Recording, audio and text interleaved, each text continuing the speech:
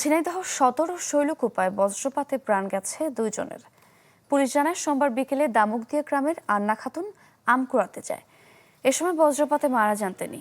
আর মায়াধরপুর গ্রামে মাঠে কাজ শেষে বাড়ি ফেরার পথে বজ্রপাতে মৃত্যু হয় আসাদুলের। এদিকে গাইবান্ধার 4 উপজেলায় ঝড়ে বিধ্বস্ত হয়েছে বাড়িঘর, আহত হয়েছে অন্তত 10 জন। কি বুঝলেন ভাই? অনলি যেটাই চাই। এমন ভাবে আসে এইভাবে আসে একটা ধুমে উড়িয়ে একবার একে ঘর দুয়ার উড়িয়ে গেল। এখন এলাও আমি ঘর দুয়ার কিছুই পাইনি, বাইরে বাইরে পাই না। পরে একটু ঝড় হইলো, পরে বাচ্চা নিয়ে স্কুল ঘরে কম্বল গাছ দিয়ে বাচ্চাটা জীবন বাঁচে। যখন আর একবার শব্দ হয়েছে তখন আমরা ঝাঁপ দিয়ে উঠছি, উঠিয়ে দেখি আমার ফ্রিজ মেঝের মধ্যে পড়ে আছে।